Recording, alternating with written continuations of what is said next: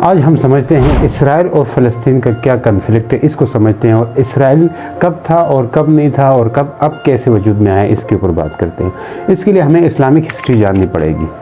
जो हमारे इस्लाम में और कुरान में जो क़ससुल अंबिया की जो किताबें हैं उसमें जो लिखा हुआ है इस चीज़ को हम समझना होगा। सबसे पहले देखें हज़रत इब्राहीम अलैहिस्सलाम से चलती है और हज़रत इब्राहीम अलैहिस्सलाम से 3 जो है मज़हब निकल करके आते हैं, जिनमें क्रिश्चियनिटी भी होता है, ज्यूज़ भी होते हैं और मुस्लिम्स भी हैं, जो आखिरी मज़हब हमारा रिलीजन है। अब इब्राहीम अलैहिस्सलाम के 2 बेटे थे, इस्माइल अलैहिस्सलाम और इसहाक अलैहिस्सलाम। इस्माइल अलैहिस्सलाम से जो नस्ल चली वो हमारे नबी अकरम सल्लल्लाहु अलैहि वसल्लम पे आके ख़त्म हुई, मतलब आखिरी पैगम्बर वो आए इस्माइल अलैहिस्सलाम की नस्ल में से।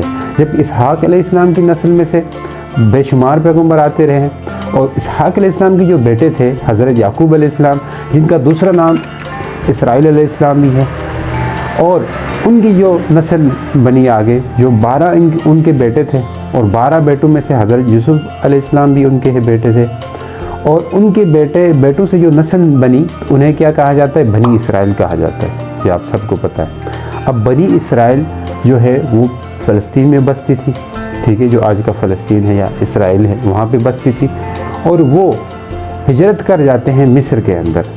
देखिए इसी तरह बनी इसराइल जो है वो मिस्र के अंदर जाके इजिप्ट के अंदर, आज का इजिप्ट के अंदर जाके आबाद होते हैं और वहाँ जाके रहते हैं। याकूब अलैहिस्सलाम भी आते हैं। ये यूसुफ अलैहिस्सलाम की जो कहानी है कुरान पाक में उसमें पूरा बयान किया गया है। वहाँ जाके कैसे फिर बाद में जो है फ़िरौन आते हैं और ये सारी कहानी है, वो अपने आप में एक पूरी कहानी है।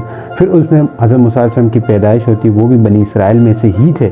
अब बनी इसराइल कहते किसको हैं, आप ये याद रखें, याकूब अलैहिस्सलाम को। उससे जो नस्ल बनी ये सारे बनी इसराइल थे। तो वो फिर वहाँ से कैसे फ़िरौन का खात्मा करते हैं, फिर उनके ऊपर तौरात नाजिल होती है और वो तौरात और अब अल्लाह की दी हुई जो अहकामात हैं उनके मुताबिक हज़रत मूसा अलैहिस्सलाम बनी इसराइल को वापस लेके फ़लस्तीन आ जाते हैं। फ़लस्तीन को इसीलिए अंबिया की सरज़मीन भी कहा जाता है।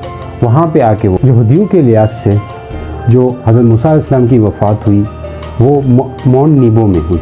अब मौन नीबो में जब हज़रत मूसा अलैहिस्सलाम जो वफ़ात पा रहे थे उस वक्त उनके आंखों के सामने जो इलाके थे, मतलब जो इनके होने थे, और वो इलाके भी हमारे हैं और उन इलाकों को जो यहूदी हैं यानी कि इसराइल बनी इसराइल है वो कहते हैं कि ये प्रॉमिस लैंड है, कि हमारे खुदा ने ये वादा किया है कि ये हमारे इलाके होने हैं। अब उन इलाकों में कौन कौन से आते हैं, सीरिया हो गया, जॉर्डन हो गया, लेबनान हो गया, मिस्र के इलाके जो है, इजिप्ट के इलाके जो है वो उस इलाकों में शामिल है।